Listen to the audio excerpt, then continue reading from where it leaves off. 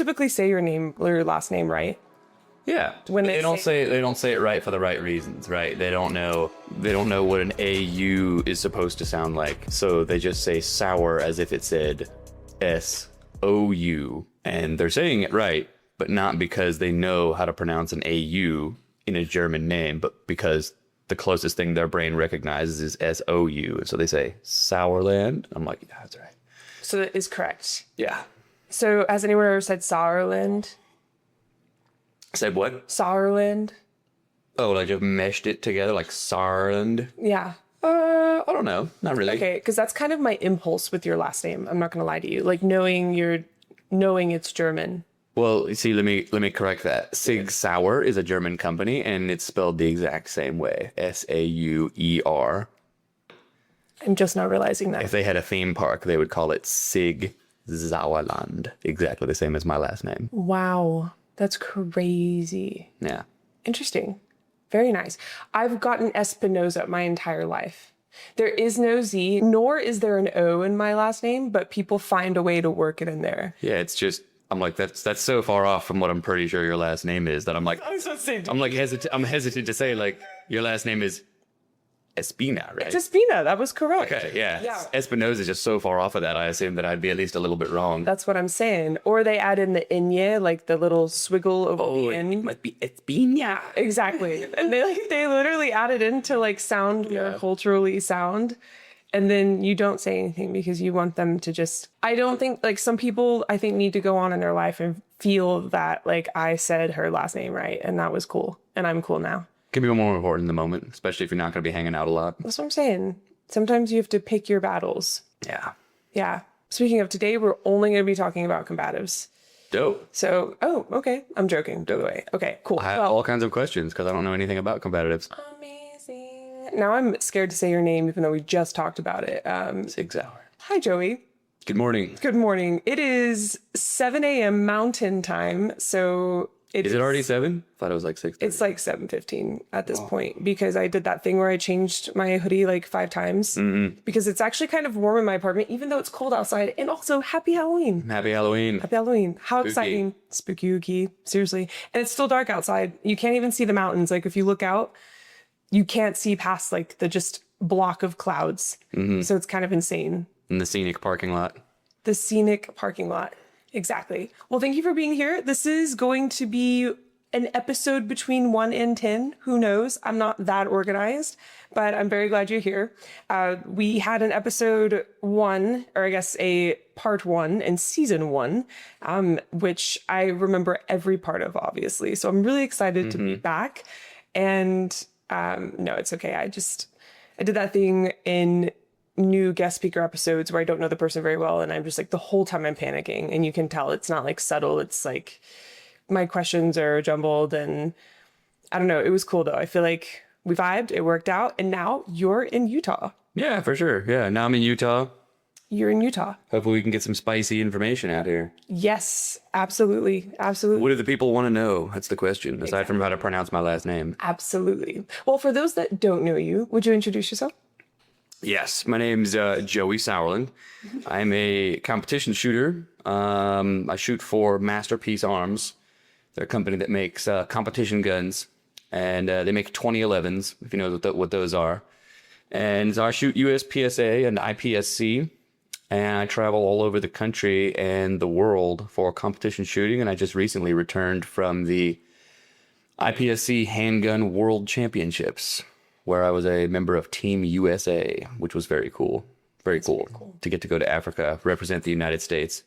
Excellent opportunity. It's very cool. Yeah. The trip was good. We were all a little bit concerned about South Africa.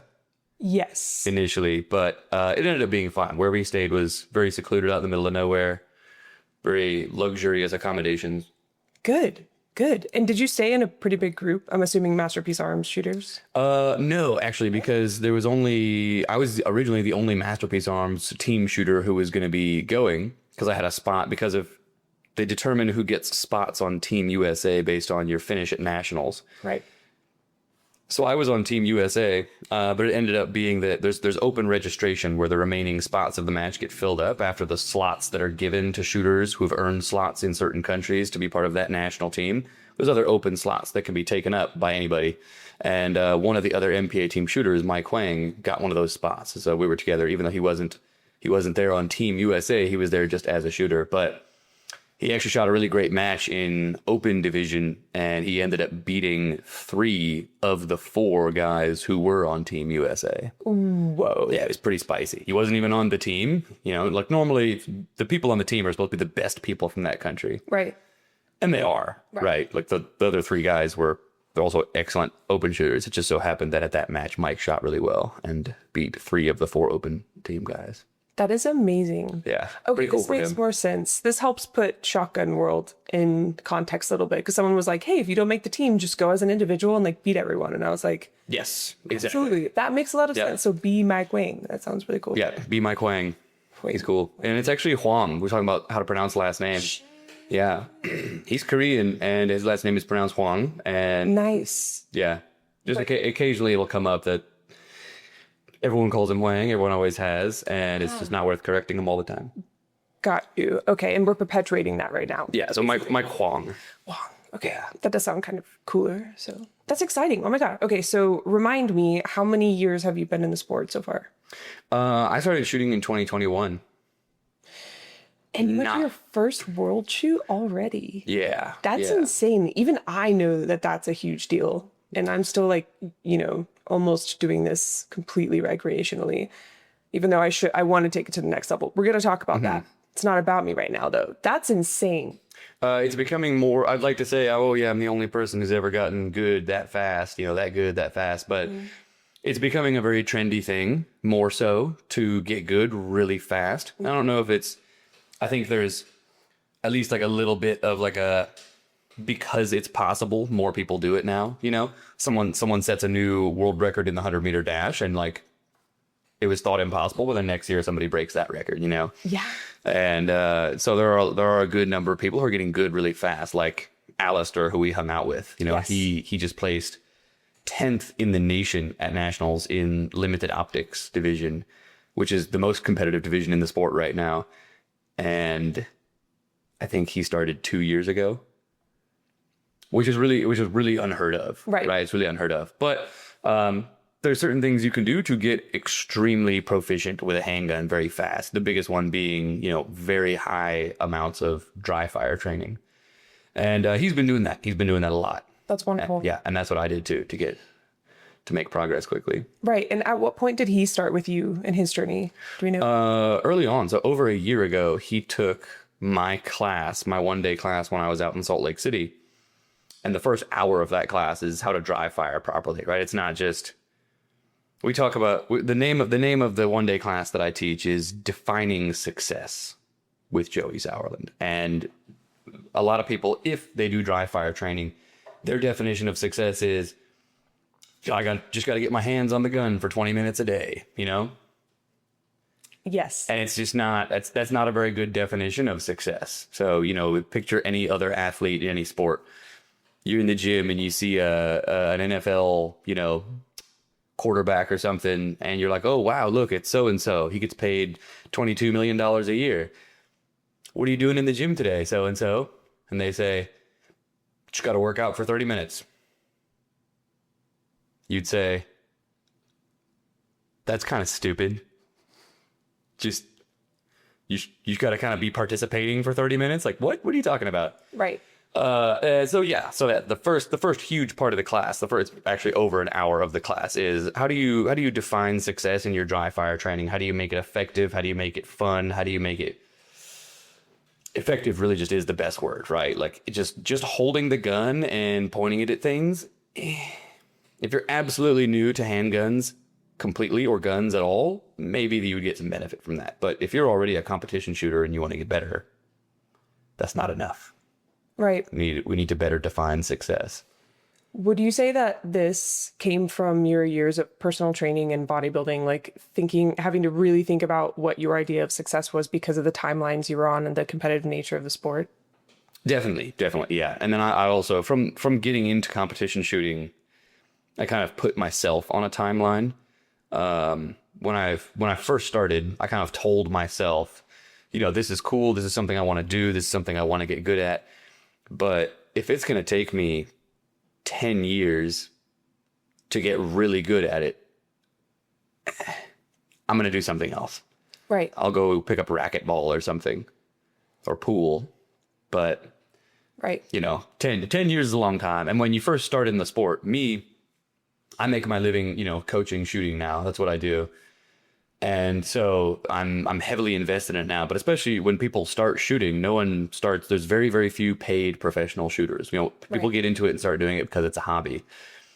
So when I first started, my thought was, I'm not going to invest 10 years in this hobby that doesn't pay anything. It's fun, but 10 years is a long time, right? And, when I was doing bodybuilding, I thought, this is the coolest thing, right? I can't imagine being into something other than bodybuilding. And now here I am into shooting, and working out is something I do, to stay in shape, to still try and look good. But it's very much just kind of like, that's now just a pastime and a hobby, and I do because it's healthy, working out. Right. But shooting is now what I do. But when I first started, it was like, hey, this is just a hobby, and I'm not going to plan on committing 10 years to getting good at this, you know? Especially because it doesn't pay anything, right? You should invest 10 years in your physical fitness because that's your body and you want to live long and have a high quality life. But Yes. for shooting, yeah, it's tough. So I was on a timeline from the start because to me, I was like, this is something I would like to be good at, but it's not something that I'm willing to put 10 years. I'm not willing to commit 10 years. I'm not willing to make my plan a 10-year plan, right? Right. I was thinking like, a couple years. If I'm not good at this in a couple years, I'm going to do something else. I like that. I like that a lot. There's a couple things you said, a couple directions I want to go, but I think one of the most important messages is that we should constantly prove ourselves wrong when it comes to our limitations and not wait for someone to set a record for us to be like, ooh, maybe we can do that. The shotgun journey was one of the most crazy things ever. Lena helped me qualify in 3 months, and having the right people around you, having the right influence and accountability partners and everything. I mean, Lena's a pretty big freaking accountability partner there.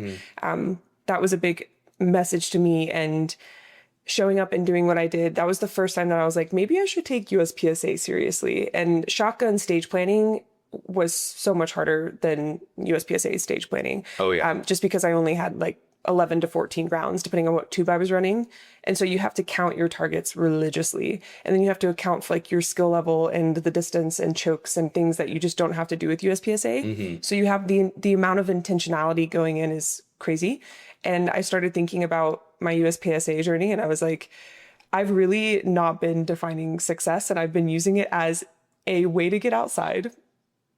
And Nice. Yes, super nice. And also just a way to become more proficient handling a firearm. But it's one of those things, if you give yourself 3 hours to clean the house and you're tired and you don't want to, do it, you'll wait until maybe the last hour. Whereas if you tell yourself I need to have this done realistically by 2:30 so that I can then relax and budget for time, and you give yourself a true timeline and measurable goal, it's very different. And I'm starting to realize that I'm also hanging out around a lot of really great shooters, and I'm kind of tired of being in the background. So this is a really good reminder. This is really awesome. Did you shoot shotgun before those 3 months? Okay, that's what I thought. You were just totally new. Right. Nice. Yes, absolutely. Nice. Yeah. So yeah, that was interesting. That was interesting. Okay, so tell me something. The last time we talked, you were preparing. We talked about how you wanted to go to your first world shoot, right? That was on the radar. They're every 3 years, correct? They were every 3. Okay. During this world shoot, the council of elders or whoever they are, they get together. That sounds right. And they vote on new things, right? Changes in the sport, rule changes, whatever. And it is now every 4 years. Oh. They made that change. Yeah. So the next one will be in 2029. Wow. In Italy. Whoa. That sounds okay. Wait, I have more questions now. There's another direction I wanted to go, but now I'm more curious about this. So if someone's listening and they're like, that is a goal I want to set for myself, I want to be able to go. Can anyone technically go with an individual slot as long as they can afford it? Yeah, anybody can go with an individual slot. Those do fill up very fast. Those are kind of hard to get. Yeah. Okay, so and it's one of the more saturated sports, like between PCC, rifle, shotgun, pistol. Pistol is the most saturated, from what I understand. Yes. So it's the most difficult as a result, as far as like the pool of competitors is larger. Because it has the highest population, largely I think because the barrier to entry for handgun is the lowest. Absolutely. You know. Is that something that interested you when you joined? Did you, instead of going the like PCC route or the shotgun route? I know you mentioned 3-gun during. Oh, yeah. Yeah. Well, when I first started, it was just John Wick that got me into shooting. Yes. And so when I first started, because John Wick does 3-gun. Yeah, he does. Right. He does a lot of pistol stuff, but John Wick also swaps out that rifle and that shotgun. And if you haven't seen the John Wick movies and you haven't seen a competition shooting match happening, they're the same thing. Like you watch John Wick shoot the bad guys and, then he ditches his rifle and picks up his shotgun, shoots some dude with his shotgun, does his reload, shoots some more, ditches the shotgun, pulls out his pistol, that's exactly what 3-gun looks like, except you're not wearing a suit and there's paper and steel targets instead of humans. So that's what got me into it. So when I first started, I was doing some 3-gun in addition to just handgun. But then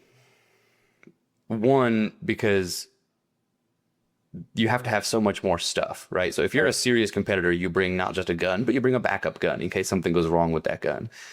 That means for a 3-gun match, you're bringing 6 guns and minimum 3 different types of ammunition. A lot of the time you're bringing multiple types of shotgun ammunition if it's a serious match. And so that's just, and imagine flying somewhere for a match with 6 guns and 3 different types of ammunition.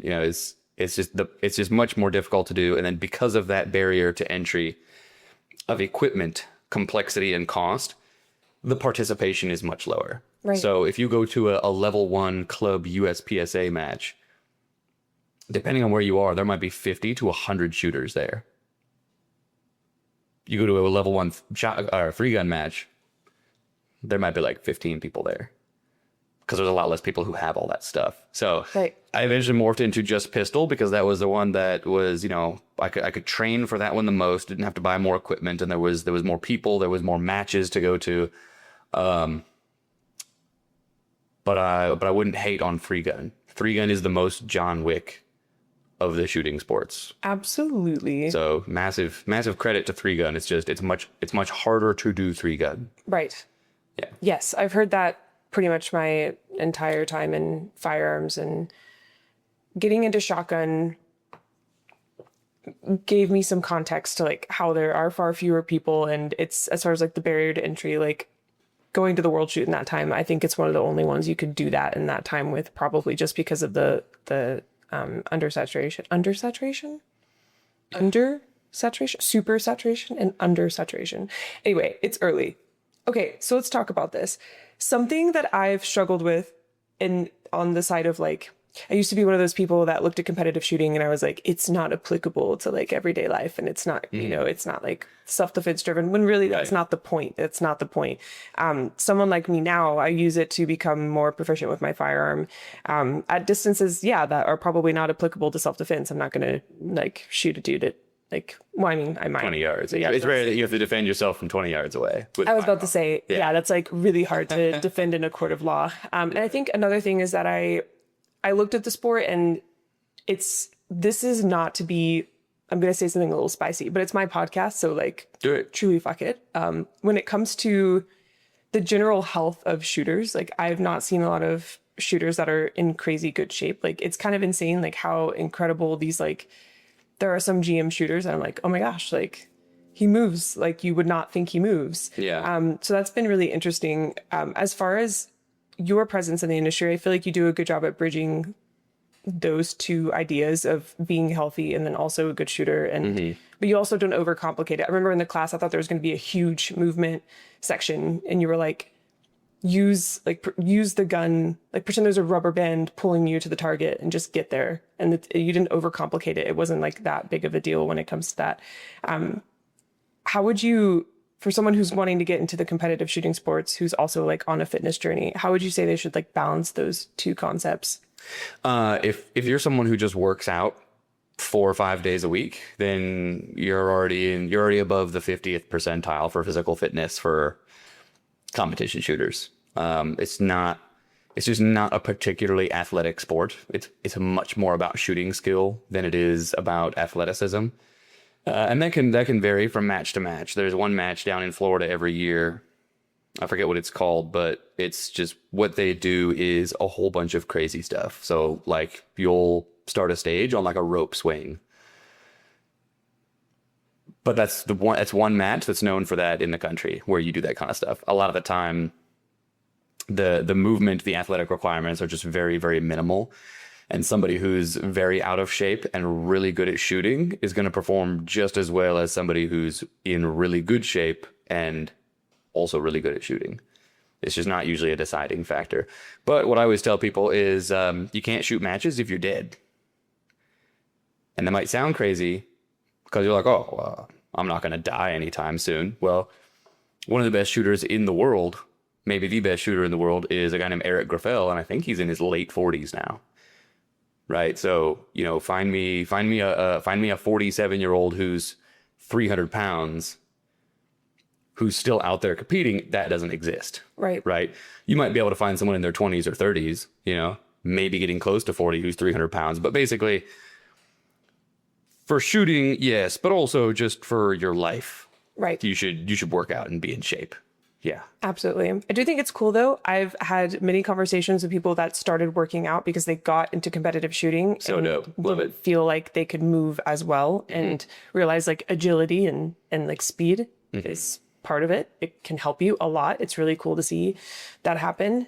Getting there sooner so that you can then like confirm your sight picture and all of that. Like there's a lot to be said about that. So I think that it has a great influence both ways. I think someone could look at it and kind of just say like, well, it's not a reason for me to get into shape, but I think once you start doing it, it changes. So yeah, I don't know. Yeah, for sure. Yeah. You definitely, when you start shooting, I think the coolest thing about the sport is when you shoot your first match ever, which everyone listening to this must do.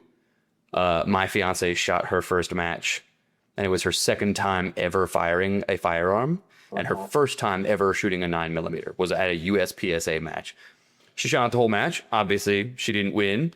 But you can, if you know how to safely operate a firearm, you can go shoot your first USPSA match, and you're not going to win anything. Probably you could, I guess. But you'll realize immediately, as soon as you shoot the first stage of your first match, you'll realize, oh, let me do that again, and I could do it 20% better right now. Like, oh, I fucked that up, and I fucked that up. I could have done that better. And it's one of the things I love about the sport. The next 1% of gains and progress is always within reach. Right? In bodybuilding, there's a threshold where I can keep training as hard as I want, eating as perfectly as I want. I'm never going to get to that next level if I don't do steroids. Right? If I'm not juicing, there's just like kind of a limit, right? In shooting, it's not like that. Right? You don't take steroids for shooting. There's no, your genetics really don't affect your shooting abilities hardly at all, right? Because like we said, it's much more about shooting skill than it is your physical fitness. So there really is no barrier. There's no threshold of, oh, well, I can't be that good because blah, blah, blah, blah, blah. The next 1% of gains is always right there. You do a rep of something in dry fire, and after every single rep, you're like, that could have been 1% better than it was. Let me do it again. And that's one of the things I love about the sport. And I forget what question you asked that maybe bring that up, but that's what I love. That's what I love about the sport. There is no real barrier to progress. You can get good at the sport very quickly, but you have to go shoot your first match all the time. This episode of She Shield is brought to you by Right to Bear. You've probably heard me say that self-defense is more than simply carrying a firearm. It's awareness, avoidance, and preparation for anything that is to come your way. And that's why I'm partnering with Right to Bear. They stand by defenders like you and me. You'll receive benefits like expert witness support, psychological care, gun replacement, and even protection for other lawful self-defense tools like pepper spray, knives, and even your hands and feet if you have to use them in a struggle. What sets Right to Bear apart is that they are dedicated to education and immediate legal response. In case you do ever have to protect yourself, you have access to a 24/7 attorney-answered emergency hotline so that you are never alone. What I love most, though, has to be the personal connection that Right to Bear will have with you as a member. For example, Frank, the president of Right to Bear, will give you a personal phone call when he hears about a claim being filed. That level of care in the industry is extremely rare. If you carry, train, and believe in thinking ahead to protect yourself and your family, consider getting a membership with Right to Bear. If you use my code FIT4FIA10, you will get 10% off your membership, and the link to access this and to learn more is located in the show notes of this episode, which are the notes below the title. Protecting yourself and your family should not leave you defenseless afterwards. Stay safe and stay vigilant with Right to Bear. All the time, we'll be telling somebody, like when I was out at the range yesterday with Alistair, some guy was out there at the range, and this is somebody who's out at the range on a weekday training with their handgun. And this guy looks like he's probably he's probably about 50 years old. And, he comes over to say hi to Alistair, and Alistair's like, oh, yeah, dude, you're going to come, there's a club match this weekend. There's a level 1 USPSA match this weekend. You should come shoot it. He says, oh, competition. Oh, I don't know. Maybe I'll come watch. And Alistair's like, no, dude, you've been shooting firearms for 30 years of your life. And you're literally out here on a Wednesday training with your handgun. Your ability level is so much more than it needs to be to go shoot a competition. Right. Now, if you want to win, yes, you're going to have to do a lot more training. But you're not going to do that training or know what that training needs to be like if you don't go shoot a match. So everybody needs to go shoot one match. I like that. Yeah. I like it a lot. Yeah, and it's how I've made some of my best friends. I can't imagine being in this industry and not doing that at all. There was this part of me that, because I come from like the combative side, I was like, that'll take away from that, but it's only added to it because you then find there's a ton of overlap, like in all the little micro niches. So it's a really great social hour. If anyone's listening and you're like, I'm not motivated by like the shooting itself or the stage planning or each strategy, whatever, go to just meet people. It's really great. And everyone's super friendly. And it's not just, I'm not just saying that because I'm a female and like, the dudes are friendly to me. Like, no, I've watched so many new shooters come to their first match and all the guys like just rally for that person. And they're like, do you want me to walk you through? And everybody in the sport is, I don't know what it is. I feel like it's not this way in other sports, but everybody in competitive shooting is eager to share what they know with you. Yeah. If they know that you're new, they'll be like, hey, yeah, do you know what you're going to do? Do you want me to help you with anything like this? Or like, as soon as you say anything about your gun, they'll be like, have you thought about having this kind of gun? Like you could do this to your gun to improve how your gun functions. What kind of ammo are you shooting? What kind of, right. Like there's a better holster you could buy that makes it easier to draw your gun. Everybody just loves talking about their equipment, their strategy, their training. Everybody loves sharing that stuff. And when someone's new, they just dump it on you. Oh yeah. Everyone's excited. To the point where it can become a little overwhelming. I took one of my buddies to his first match, but like in a great way, like positive overwhelm. Right. Like when you have too many family members to catch up with at a holiday, sometimes that's negative overwhelm. Moving on. I had a buddy and he just wanted to get all alphas. He was like, I'm going into the Marines. Accuracy is everything. And whatever. Okay. And he was like every guy on the squad was like, go faster. And it was like his second stage. And I know at one point it was like difficult for him because he had he defined his success before the day. Nice. Which is good. He had a definition of success. That's better than a lot of people could say. Exactly. Mine was to not DQ my first match. So like I thought his goal was great. And then I just like kept him from DQing in the background. You know what I mean? I was like, hey man, like don't touch your gun right now. I see your hand on it. Kind of thing. But yeah, something I want to ask you. It's been about a year since you came on last time. How have you developed as a shooter since then?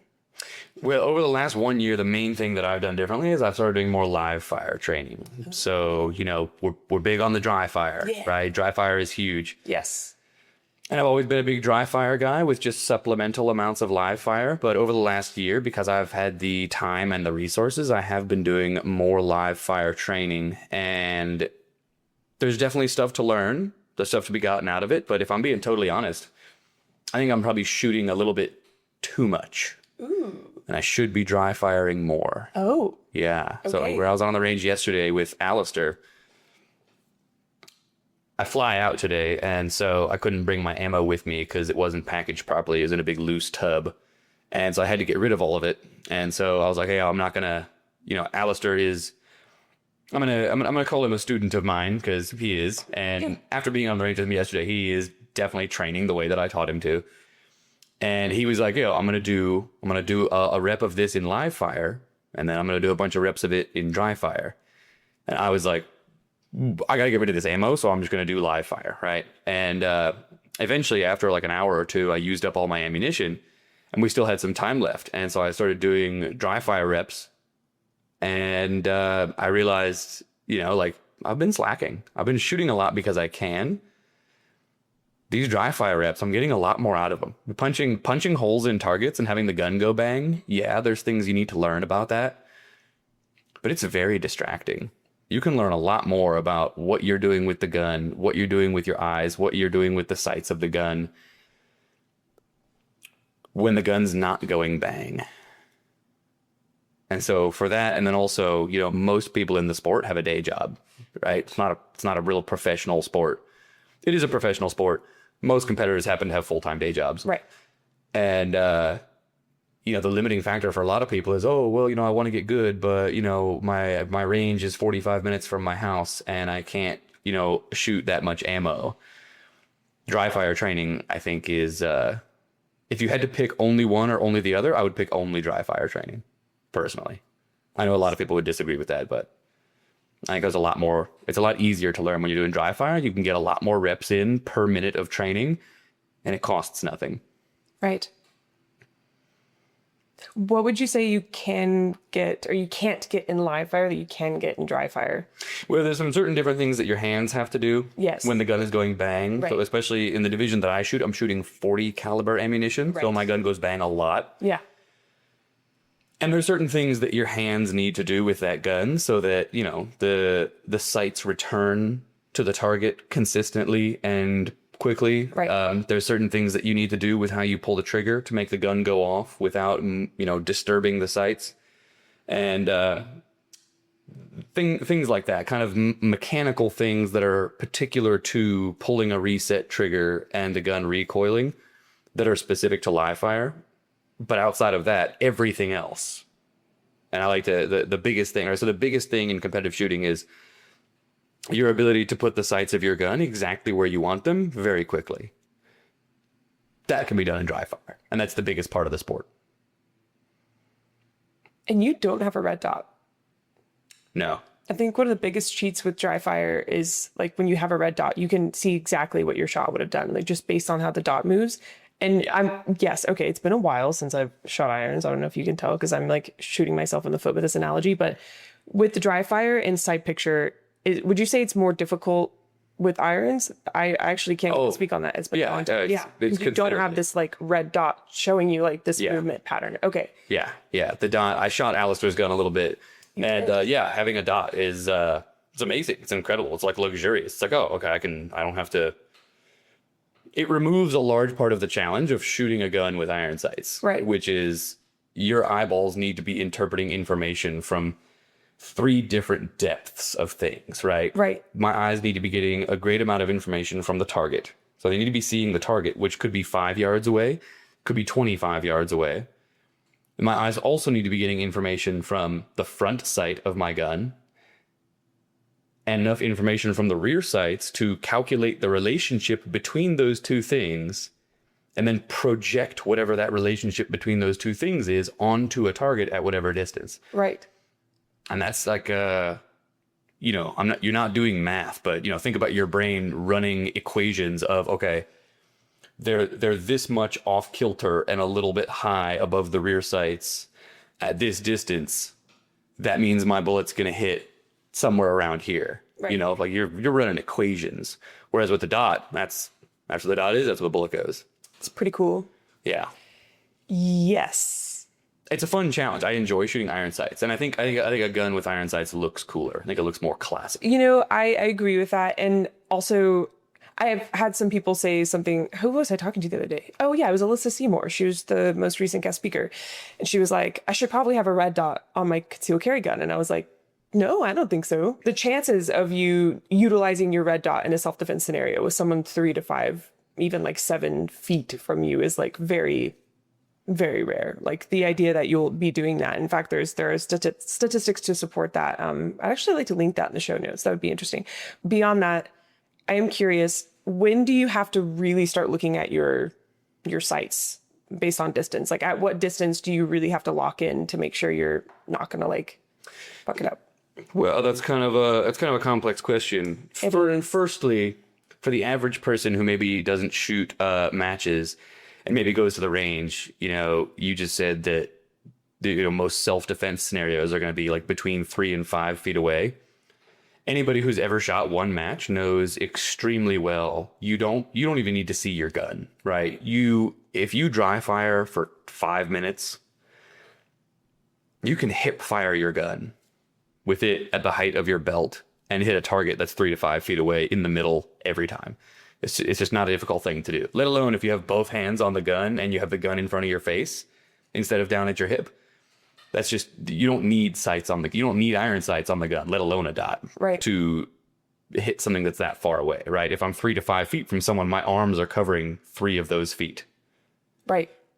So in competition where the target might be 5 feet away and it might also be 30 yards away with iron sights, this will get a little bit in depth, but let's do it. You should be shooting target focused, which means your eyes are focused on the target. The target is clear and your sights are blurry in the foreground, right? So like if you hold your finger out in front of you, I can look at the wall behind my finger and the finger is blurry in the foreground, or I can look at my finger and the finger is clear and the wall is blurry in the background. When you're shooting, you're looking at the target.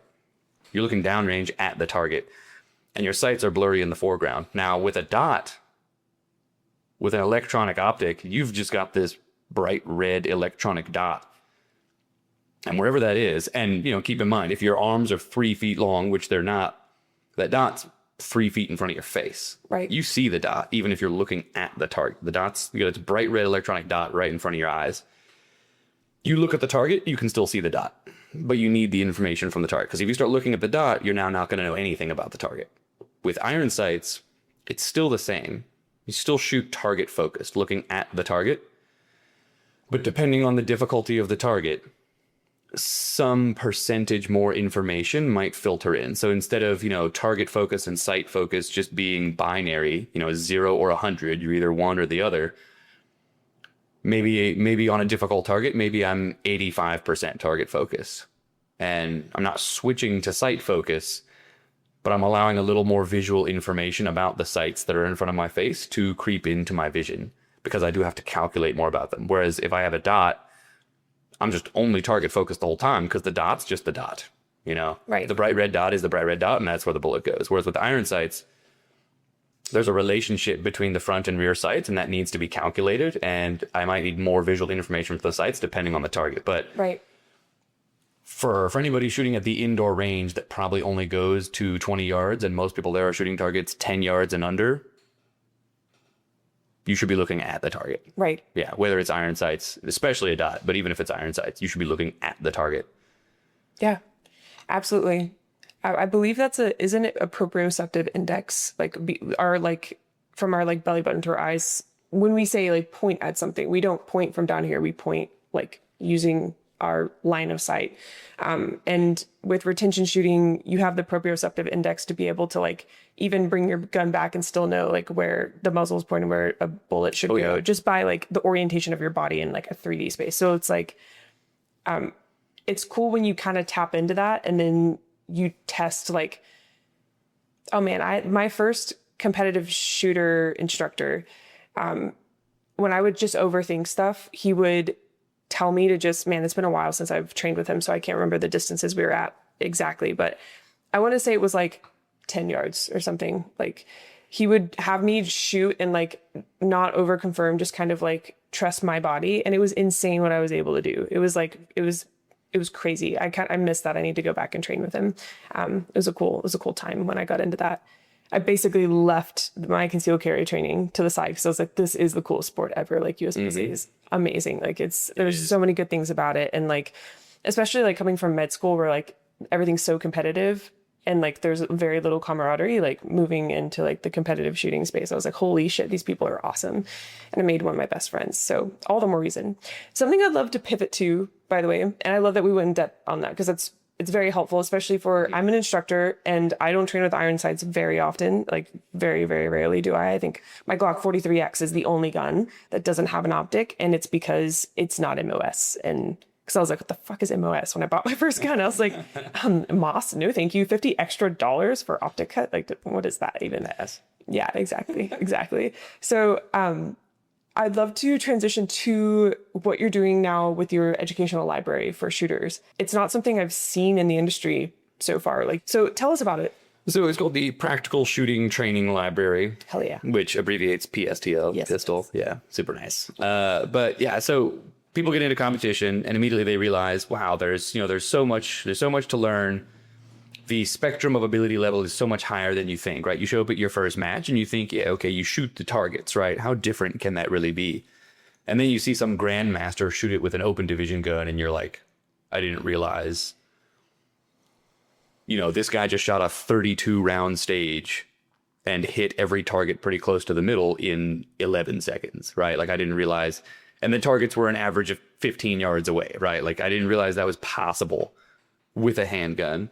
And so people immediately start looking for good instruction, right? They want to learn more. How do I train? How do I get better? What am I doing wrong? How do I do this right? And so teaching, coaching, like what I do is, it's a pretty big thing. There's a good number of instructors out there. I'm traveling around the country constantly teaching classes and stuff, but there is a barrier to entry of, most classes. I teach a 1-day class and it's more affordable than most classes, but it's still, I've got to fly somewhere, hotel, rental cars, range fees, and I've still got to make some money. And so, classes cost hundreds of dollars, and you got to block out a weekend. You got to travel somewhere. You got to go spend a whole day or two in a group of people you've never met before. Especially if you're new to shooting, like that can be very intimidating. I've had a lot of people reach out and say, I want to take your class, but I don't think I'm ready yet to take a class with someone, of your level. And it's like, well, first of all, this class is not intended for people of my level, right? Ideally, you're taking this class because I'm at a higher level than you and I have something that I could teach you. That's the idea. But, and also I'm new, right? I started in 2021, right? If there's any mantra to what you learn in the class, it's how to go from new to good in a short amount of time. And so anyway, what the online library offers is, well, now you don't have to travel to a range and book a hotel or pay $500 for a class or, be in a group or hope that you absorb everything in that weekend and remember all of it. You can go on the Practical Shooting Training Library and, there's a whole bunch of free stuff on there. And then there's also paid stuff, some of the bigger, more in-depth, more important stuff. And, you can buy a training program and then it's just in your library. So you could buy a training program on how do I dry fire? How should I be dry firing? Buy a dry fire program. And if you forget something, well, you just log back into your account, go back onto your library, open it up and review it again. Oh, nice. And it's just much, much, much cheaper than a class. It's much, much more friendly to your schedule, right? If you're only free at 9 p.m., well, then you can do that, right? If you're only free at 9 p.m. and you work 6 days a week, you can't go take classes. It's very tough. But now in the comfort of your own home, for a lot less money, you can get good instruction from good top-level shooters. There's myself, obviously, but there's a number of other very high-level shooters who are putting programs on the website right now. And we hope to continue expanding that eternally. But yeah, there's a lot of good resources on there, and it's only expanding. And if you want to get good, there's a lot of time to be saved by getting good instruction from someone who's already gotten good.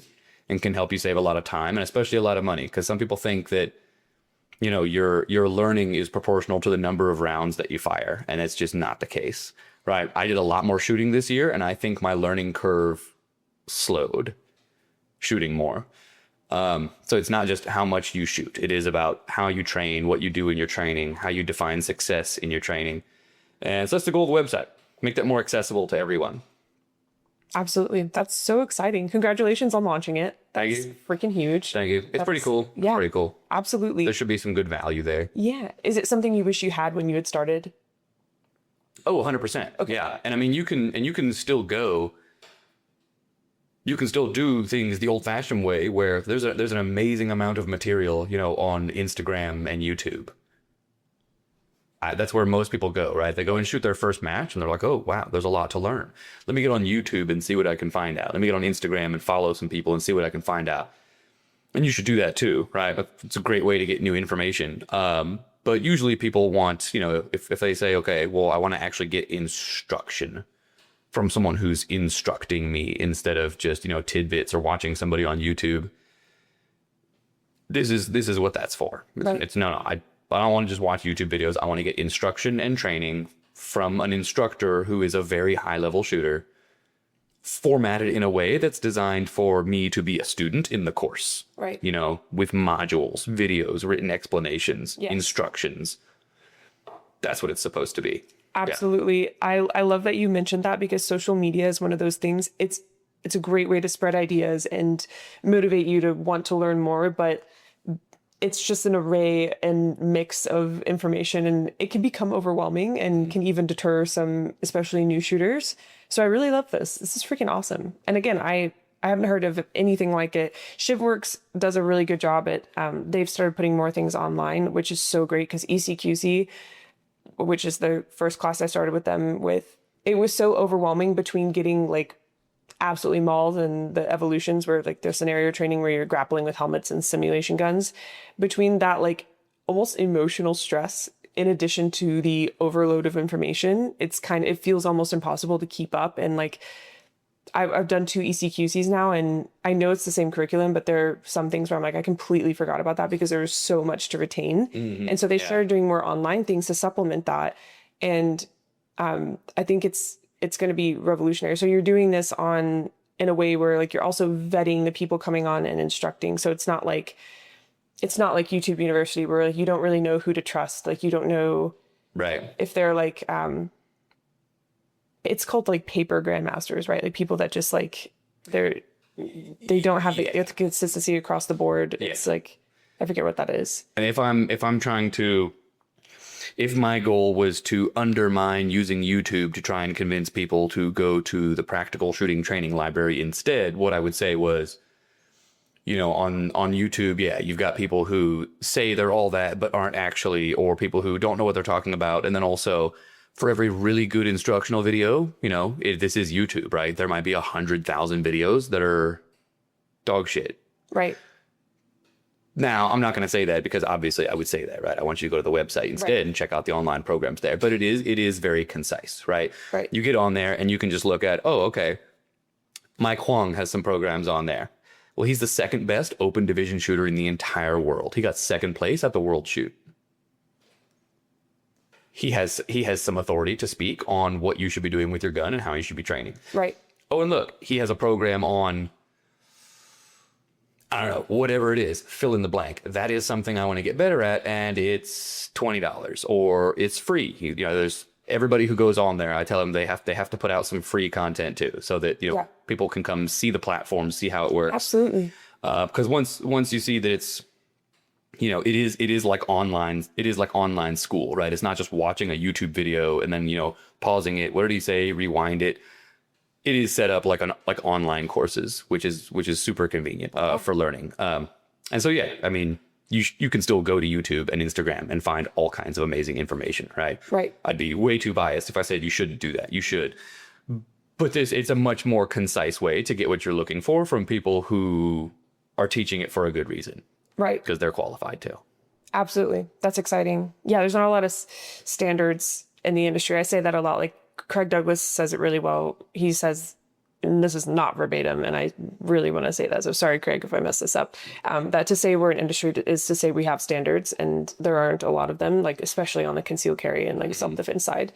So like setting that standard, I think, is really lovely. And I know you just got started, but is there a way for, like, say someone is a, like, I don't know, like a C-class shooter, I don't know. And How are you classified? what? So say that they go C-class. I'm C-class. Okay, Right now. nice. Yeah. So say they go onto your website and they're like, I don't know where to start. I know that I'm C-class. I know that I've shot a few classifiers, like, and I've landed in B class, but I'm still considered C-class. So like, I don't know where to land. How do they filter and know where to start? So I would pick, most of the programs are kind of based on a specific thing. So there aren't programs on there that say this program is based on your skill level for a C-class shooter. They're not organized like that. It'll be, Travis Tomasi has a program on target transitions. I have an in-depth dry fire program if you should be dry firing at home, you know? So there's just kind of like specific topics. So as you get into the sport, I mean, I would start with the dry fire program. I'd be totally biased, right? That is, it's the number one program that's on there. It's the most popular one because it has the most value, right? If you know how to dry fire, you can put in an hour of very high quality training every day out of the week. And already you're training more than 90-something% of the competitors in the sport. If you dry fire for 1 hour a day, 5 days a week, you're out training most of the people in the sport. So that's where I would start. And because also if you are newer, no matter what level you are, but especially if you're newer, more minutes handling the gun is really what's required. More minutes seeing the sights, more minutes transitioning it between targets. That's what you need. So good dry fire program is a place to start. And then as you get into shooting, you'll finish a match sometimes and you'll be like, man, I saw this guy and he was very, very clickbaity topic is, you know, man, he really blends his positions, right? I was shooting here and then I had to stop and run over there and shoot over there. But that guy, he blended those positions together. He just kept shooting. That's a big thing. So Mike Huang is, we filmed a pretty in-depth program on blending positions because he's very good at that. He's very well known for, he just doesn't stop shooting between positions. It just keeps going. Oh, that's awesome. So he's going to have a program on blending. So when you finish that match or you watch YouTube videos and you're like, dang, like these people just don't stop shooting. It's all one big position. They just blend everything together. How do I do that? Then you can be like, oh, let me go check on the library and see if there's a program for that. Yeah, yes, there is. Perfect. So you can kind of go specific thing by specific thing. Yeah. But if you're new, you should start dry firing. I like that. Nice. So tell me something. What are your goals for 2026? We're rounding the corner. It's October 31st. Happy Halloween. What are you thinking for 2026? Alistair asked me that yesterday. It's a tough question, right? So I have some specific goals, but usually when people ask that, they're asking, what division are you going to compete in and where do you want to finish at nationals? Ooh. That's usually kind of, I feel like, the core of that question. What are your goals for next year? What gun are you going to shoot? And where do you want to place at nationals? Yeah. What gun are you going to shoot and how good are you going to be with it? So I'll be switching to most likely I'll be switching to limited optics. So I'll be shooting a dot, which I'm very excited for. Shooting 9mm instead of 40 and having a dot instead of irons. It's getting driven around in an Uber instead of riding your bicycle somewhere. Absolutely. You know, Yeah. like it's just so much nicer. It's so much nicer. Freaking awesome. And so as for shooting, that's a very competitive division. Like my goal isn't to win nationals, also because, I can't control that. I can't control how everybody else at nationals is going to perform in 2026. So I guess my goal is to have fun training and getting infinitely better in this new division that I'm going to be competing in. That's my real goal. Hell yeah. Yeah. That's exciting. When are you transitioning? What's the... After this trip. Okay. Oh, Yeah, so I'm going from here. I also fly out today to California. I'm going to teach a couple classes there, do a little bit of training there. And then next weekend is the Area 2 Championships. This coming week will be my last week shooting my current division, limited division, with iron sights. And so all through the winter, I'm going to disappear into the Bat Cave with my new 9mm dot guns. that's awesome. And I will emerge in the spring from my cocoon That's freaking awesome. as a beautiful dock shooting butterfly. How exciting. How exciting. That's Yeah. freaking awesome. Yeah, that's so cool. Okay, very cool. We should probably wrap. So this has been awesome. Thank you for coming over at 6:30 a.m. Great to be here. Seriously. Thanks for the coffee. Oh, fuck yeah. Literally the least I could do. Okay, so tell me this. What would you like to leave the listeners with? I still ask that same question because it's my favorite. Yeah, so everybody who hasn't shot competition thinks that they can't do it and thinks that that's like some super high, lofty, unattainable thing, right? Like the guy at the range, he's been shooting guns for 40 years and he says, oh, that's too much for me. It's just not the case. If you know how to safely operate a firearm, a handgun, not even any firearm, if you know how to safely operate a handgun, you can go to your first USPSA match. You need a belt with a holster and a gun and ammo. Show up to that match with that gun in a bag or a box, not loaded, and then ask somebody what to do. Boom. That's it. That's it. There's a lot of safety rules, right? There's a lot of safety rules in football, and they don't even have live weapons, right? There's a lot of safety rules in the sport. You will learn them as you go. Show up with an unloaded gun in some kind of box or bag, and then ask somebody what to do. And you'll need a belt with a holster. Yeah. And I think some people miss this all the time too, because the website is a little confusing to use at first, but practiscore.com. Practi, like the first part of practical, and then score. PRACTISCORE.com. That is the website where you find USPSA matches and other shooting sport matches, but that's where you sign up for them and find them. So go to practiscore.com, find a match. If you know somebody who does do competition already, message them, ask them, hey, I want to go shoot a match. But you have to go shoot a match. And as soon as you shoot that match, you'll realize, one, okay, I can do this. Two, if I go dry fire for 20 minutes, I could come back and shoot this match again tomorrow and be considerably better. The possibilities for making gains and progress is very, very readily accessible.